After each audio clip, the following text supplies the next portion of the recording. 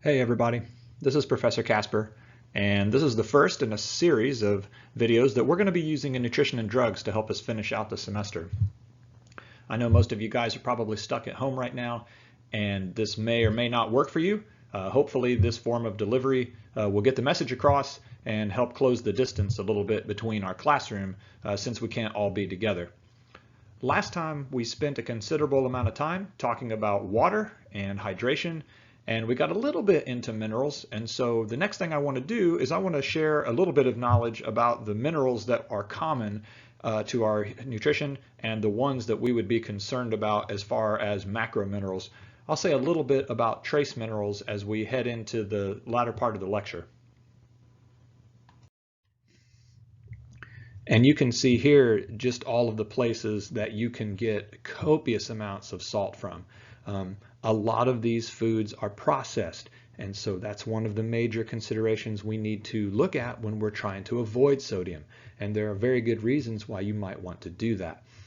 Maybe you have high blood pressure, what we call hypertension. Maybe you have a kidney condition like I told you guys that I have, and so I have to be very conscious of how much sodium I'm putting into my system. Obviously, I'm not going to go out there and eat straight table salt, but if I'm throwing soy sauce on my Chinese food or any other kind of food, that's going to be a major addition of salt. Canned soups, oh my goodness, we talked about that on one of the first days of class. Canned soups have a huge amount of sodium inside them, so we would want to be aware that that's there too. Any kind of processed meat, all those fantastic deli foods that we love, corned beef, we just had St. Patty's Day and I'm sure a lot of people ate that. Well, corned beef has got a lot of salt in it and it tastes really good because of it, but you want to be careful. Now this is something I read recently and I want you guys to fact check me on this. According to one source I read, the source said you only needed 180 milligrams of sodium a day to be healthy. I don't know exactly if that is true or not, but I want you guys to take an opportunity and go out there and search. And if you want to drop a comment into the Canvas page or something like that, or shoot that back to me, I'll go ahead and share that with everybody. I was not real clear on how they arrived at that. Because the average intake or the adequate intake for the United States is about 1,500 milligrams per day. And so that's obviously tenfold almost higher than what this quote requirement is based on one of these studies. So I find that a little bit strange. You can see here that the upper limit on sodium, again, it's getting in the direction of twice the adequate intake, 2,300 milligrams per day for an upper limit. I've actually seen studies and looked at USDA resources and people that have recommended within the US population, we actually double that, which to me is insane. I just don't see how we could have an upper limit of almost 5 grams of salt a day and still be a healthy population. And yet when we look at the average intake here, based on the data that were collected by the authors of the book and others, we're eating 3,400 milligrams a day. That's quite a bit. French fries servings and hamburgers and things like that could have over 1,000 milligrams of sodium. I'm a huge fan of breakfast sandwiches that are very conveniently located right before you check out of some convenience stores and gas stations, and you know the ones I'm talking about, right? But don't ever read the back of the package and look at the sodium. It will knock you out. It is really frightening, as well as some of the other nutrients in there that are just way too much. You're looking at basically a balance of salt in your body versus the risk of getting hypertension. Hypertension or high blood pressure resulting from excessive sodium intake is a major problem in our country. You can get by a little bit by drinking copious amounts of water, but we really do as a people need to regulate that kind of thing. And I'm going to challenge you guys with a little bit of creativity, all right? Normally this is the time of the class where I start talking about, kitchen stuff a little bit more and some of the applied things that we do. One of the things I want to challenge you with is not using any salt in your food. Go out of your way to avoid salt. You'll make a lot of people mad. if you go into a store somewhere, say you're going to order French fries, and you say, you know what, I'm going to do French fries, but I don't want any salt on them. Well, probably if it's a fast food store that serves hamburgers, they're going to have to make a whole new batch of fries for you, and that's fine. You know, if that's what they have to do, that's what they have to do. One of the other things that you could try is what the chef James Oliver said, eat your food naked. And that doesn't have to do with, you know, your state of dress. It has to do with not salting your food, letting the food speak for itself, or maybe using herbs instead of salt or seasoning salt or something like that. I would challenge you guys with that. I've done that for years and it works really, really well. I don't ever additionally salt food unless the recipe specifically calls for it, and sometimes I don't even do it then. So see what you can find out with that one.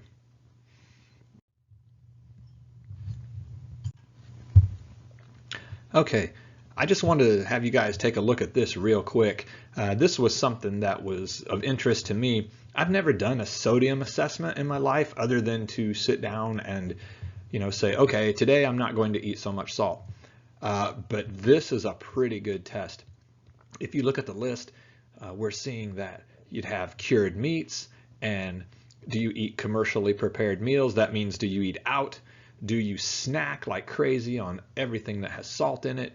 And do you eat things with a lot of sauce or gravy or something like that? And you can go right down the list here and check all these off. And I don't see a grading scale on this, but honestly, if you're on the side that says often or daily, those are the areas you really do need to focus on and try to move those in the occasionally or even the rarely direction.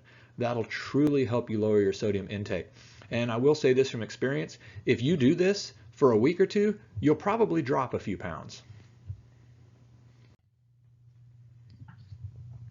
So here's what we're talking about when it comes to hypertension. This is one of those applied things. I've been harping on it a lot because to me it's really important. For you guys, it'll be really important when you get older, if it's not already. Maybe your mom and dad are on some kind of medication, or maybe you're on a medication for blood pressure.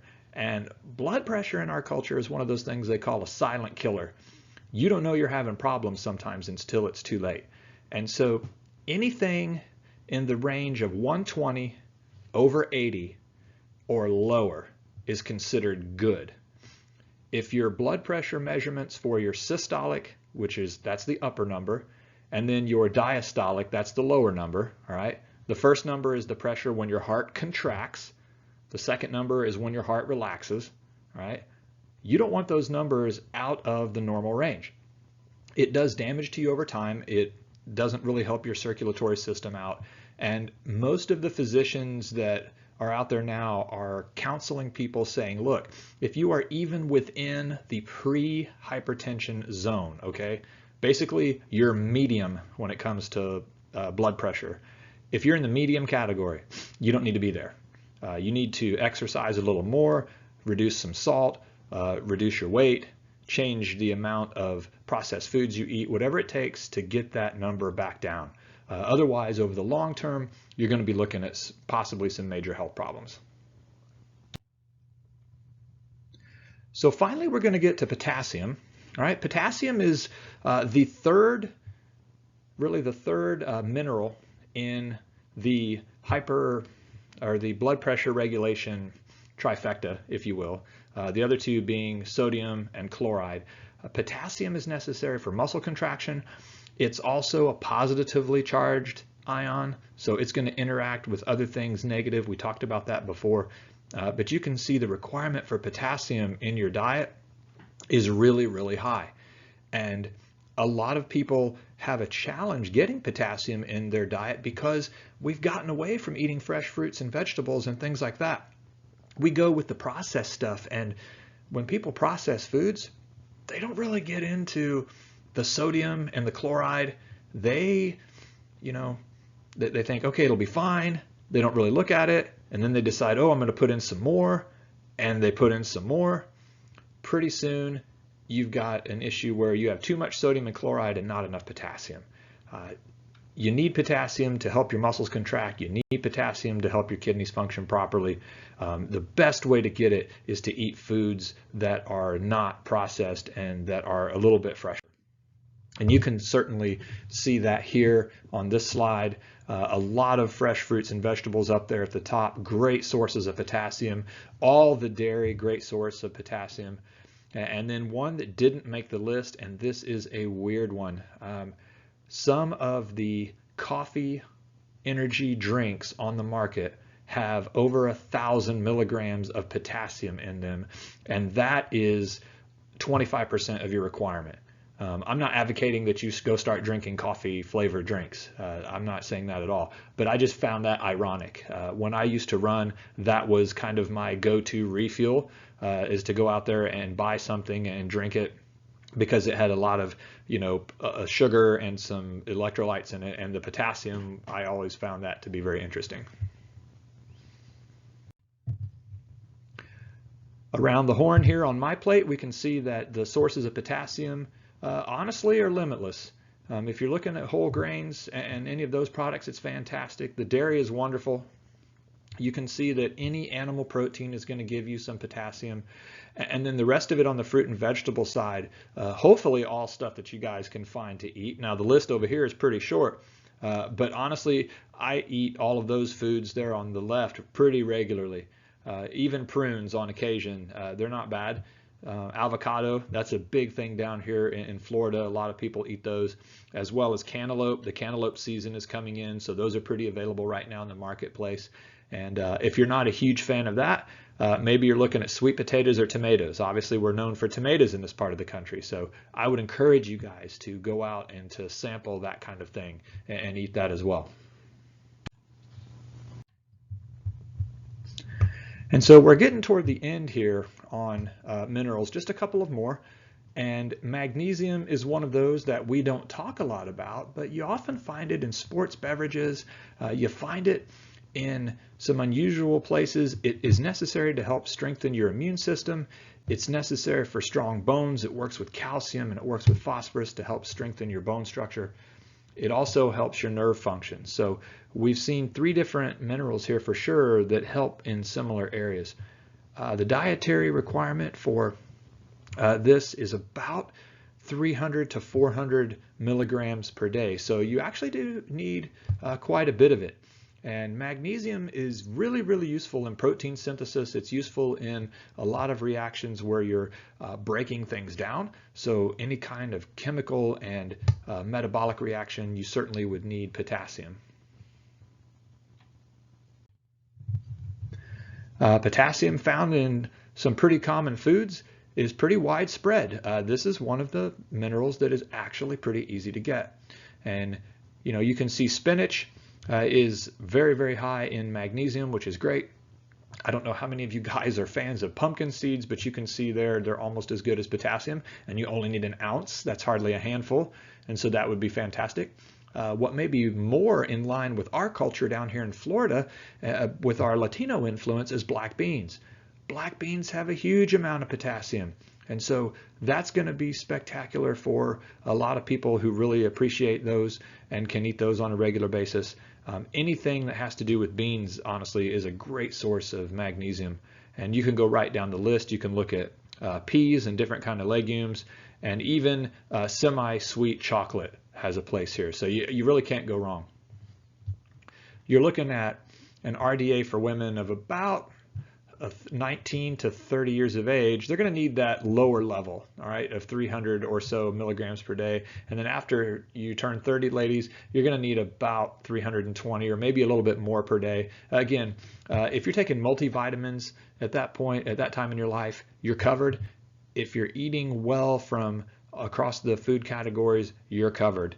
And guys, we're about 100 milligrams higher per day. Most of that is because on average we carry more muscle mass, and so we need that for the additional muscle workings, and we have a little bit more skeletal system on average, and so we need it for that as well. Again, once around MyPlate, you can look at all the different forms of food you can eat, all the different magnesium products that are out there. Some that people might not be a huge fan of. I don't know how many of you guys are into lima beans. Not everybody is into that. But if you're eating berries or figs or you're eating anything from the whole grain category, wheat bran, wheat germ, all of the products that like wheat bread, anything in that category, you're going to be covered. And so really a pretty easy way to get your magnesium in your diet.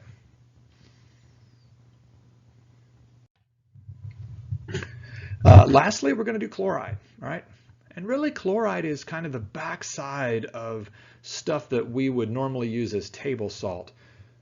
Normally we talk about chloride in league with sodium and occasionally with potassium. You see chloride out there making up the other side of that.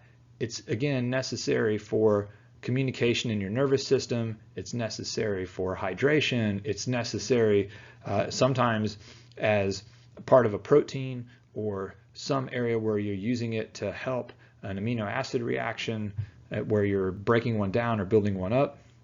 A lot of the chloride that we eat, again, comes in the form of salt. So if you get one, you tend to get the other. You can see here that we need an awful lot of chloride, all right? 2,300 milligrams per day, that's quite a bit. And generally in this country, we don't have a problem getting it. The upper limit is sky high, and yet we manage to get right up there. Again, you hit a couple of fast food places, you eat some chips or some fries, and they've got salt on them, and boom, you're there. And so be really, really careful of that you don't go overboard, because we're way into that salt thing. The final slide I want to show you guys really is an overview of the trace minerals. And if it doesn't come out on this particular slide set, just go back into your textbook and pull it. That way you guys can kind of absorb it at your leisure. All of these elements down here are really trace elements. You need them in very, very small quantities. Iron being one of the more important ones. By the time we get down to the copper and selenium and iodine and stuff like that, those things are in microgram quantities a lot of times. And so you're looking at very, very trace amounts, and it's rare in this country for us to be in a situation where we wouldn't have enough. If you ever take a multivitamin, again, it's done. You've done it. You've got them. And so that's great. Some of the stuff, molybdenum, I don't even know how they figured out that we need a requirement for that. But you can see that, when you look at it, okay, we need 45 micrograms, again, grains of dust. And so just take a look at this list. Be familiar with the ones that are out there. All right, this is part of that list of 15 to 22 minerals, depending on who you look at, that are required for human health. And I'm going to go ahead and I'm going to sign off here, and I'm going to get this one up on the web for you guys. And I hope that you guys are able to view it and that everything works out. If it doesn't, let me know, and I'll do what I can to correct it right away. And I hope to be communicating with you guys soon. So have an awesome day and be safe, and we'll talk to you later.